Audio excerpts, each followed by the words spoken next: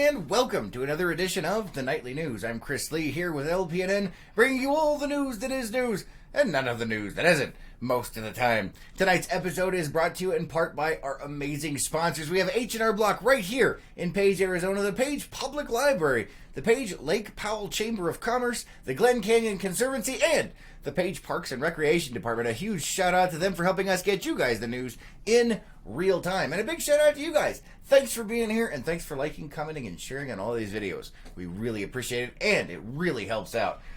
Excuse me. Woo. It has been a hot one out there today. 109 degrees underneath the LPNN shade tree. Whoo, toasty. I tell you. Mario says, hello, Chris and Teresa. Good to see you, Mario. Thanks for being here. And Mario says, so hot. Yes, if it's 109 here, that's it. You guys are toast. Down in Phoenix, I don't even know what's going on down there, but I'm sure soon the desert will turn into glass. Run while you still can, Mario. Run while you still can. All right, Don says, hello, hey, good to see you. Thanks for being here, guys. All right, let's go ahead and jump on into the Friday edition of the news today. Let's see what we have.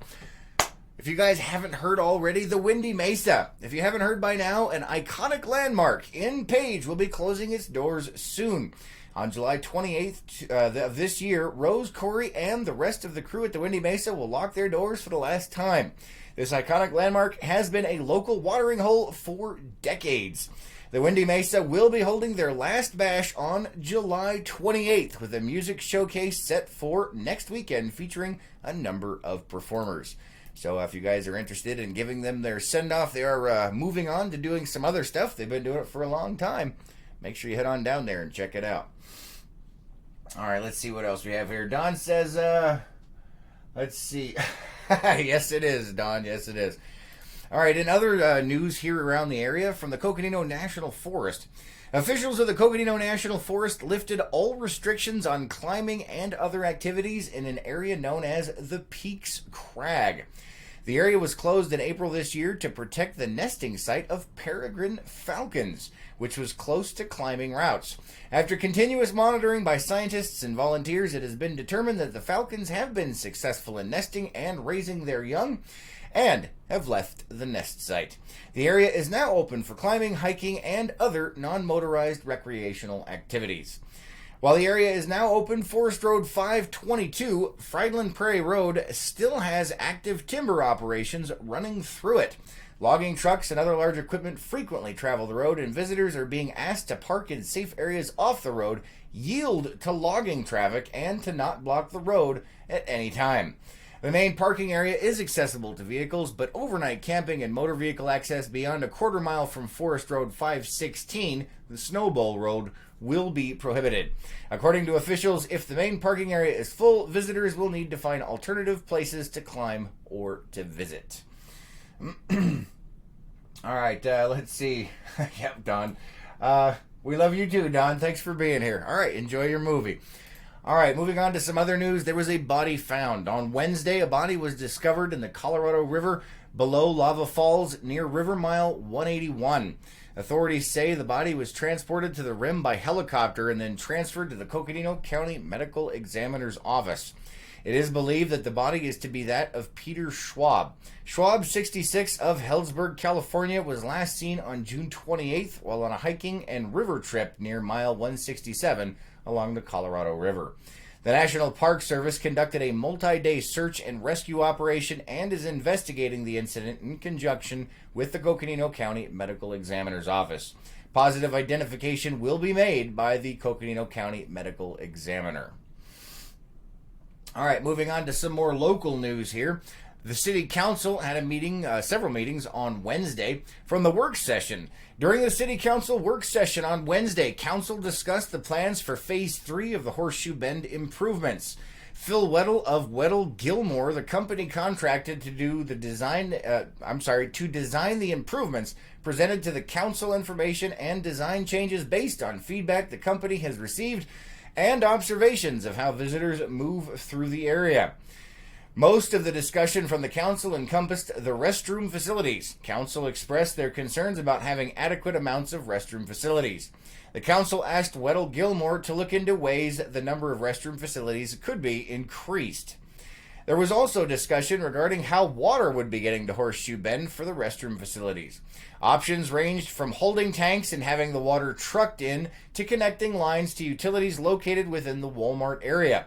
Phil Weddle identified that while the initial upfront cost is greater for hardlining the water in, it is more reliable and efficient than trucking the water in. The council determined that the hardlining the water is the best of the two options. Council also discussed the proposed placement of the septic system's leach fields, with Mayor Tappan indicating the proposed placement would impact a potential camping site next to Horseshoe Bend. And both Mayor Tappan and Councilor Warner stated the proposed placement was in the area of road connecting to a proposed state park next to Horseshoe Bend. Phil Weddle suggested to the council that as time gets closer for the construction of the contact station, that the council should begin looking into builders to perform the work.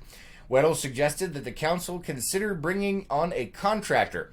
The council determined that the best plan was to put a request for qualifications for building construction to ensure quality of the new facilities.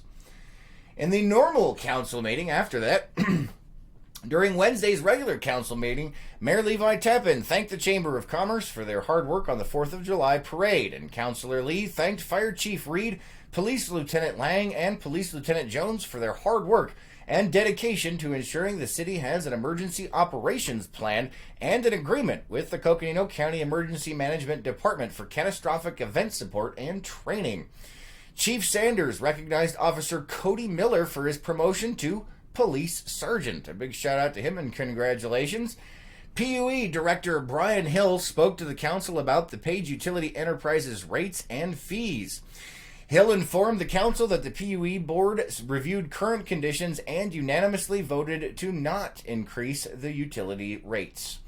The council also discussed increasing the city's emergency reserves from $3.5 million to $8 million.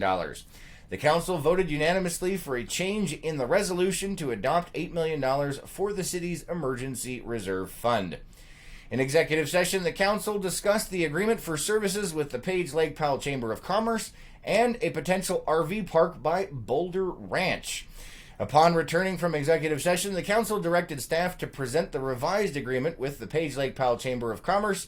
There was no further discussion on the other session. All right, also here in local news tonight, 2020 census training. The city of Page is inviting all residents to attend and participate in a census training next Wednesday, July 17th, starting at 5 p.m. at the Page City Hall, located at 697 Vista Avenue. The Census 2020 is seeking to establish a complete count committee, which is a group of volunteers to increase awareness of the upcoming census and to help identify hard-to-count populations. Ensuring Page receives a complete census will help the city receive more money and opportunities when the entire population is counted, as funds and programs are determined by actual population size. All right, the Circle of Page is in need of food donations and volunteers. If you have non-perishable food that you want to get rid of, please take them down to the Page Lake Powell Chamber of Commerce. The Circle of Page will be picking up the donations from there. If you want to volunteer at the Circle of Page, you can contact Kathy Steffen through their Facebook page. This is a great opportunity to help others and to meet new and wonderful people. All right, coming up tomorrow, guys, we have, let's see, if you're looking for a career, the Page Police and Fire Department may have just what you're looking for. Tomorrow is their career day, their job fair over at the City Park at the John C. Page Memorial Park. It is from 10 a.m. to noon. The Page Police and Fire Departments are hosting a public safety job fair. Not only can you find careers as a firefighter, EMT, or police officer, but there may also be opportunities for non-sworn positions such as administrative support. Let's see. Also, the library's got a new thing as well. If you didn't know, the Page Public Library is now offering something called Workforce Skills for the 21st Century. This is a free online program available through the library that can provide you with resources for job searching and skills improvement. You can receive test preparation, there are tutorials, ebooks, instruction, all kinds of stuff. If you guys are interested in that, make sure you head on over to the Page Public Library. Moving on to other news in the local area here, lake levels, guys. Currently, Lake Powell is at 3,618.7 feet. This is over 56% of full pool, or 81.3 feet below full pool. The main reservoirs that feed Lake Powell are currently at 92.9% capacity and are running at 156% of average. The Glen Canyon Dam has released 91.41% of the minimum required amount of water released for the year.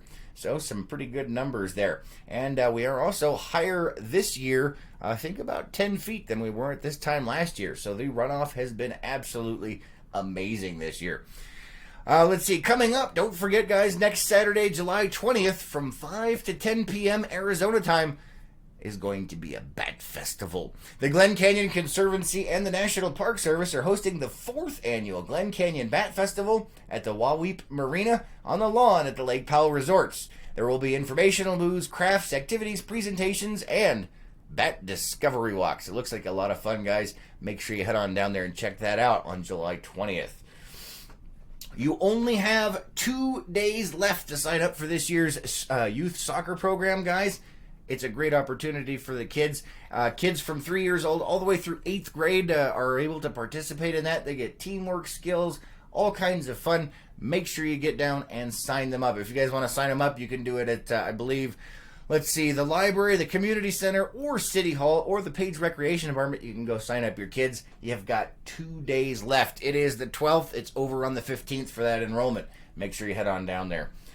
All right, let's see what else we have here. Also, the Glen Canyon National Recreation Area is having an open house next Wednesday on the 17th, starting at 5 p.m. at the Glen Canyon National Recreation Area's headquarters building.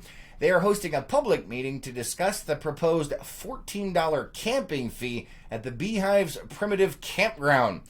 The Glen Canyon National Recreation Area is accepting public comments through July 24th regarding that proposed fee. All right, let's go ahead and check out the weather and see what kind of craziness is in store for us this weekend. Once again, out underneath the Opian shade tree, it was 109 degrees not very long ago, so a little toasty out there. Looks like tonight a low of 77 and cloudy with a small chance of rain. Looks like about 15% throughout most of the evening. Tomorrow, a high of 96 with a low of 74 and partly cloudy.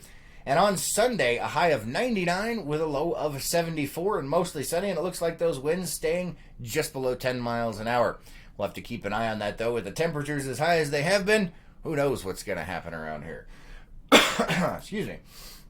All right, guys, that's all the time we have for you tonight. Thank you so much for being here. And thanks for liking, commenting, and sharing on all of these videos. You guys have an amazing Friday. Be safe out there and have an epic weekend. And we'll catch you on the next one. And don't forget about that public safety job fair coming up tomorrow. Until then, guys.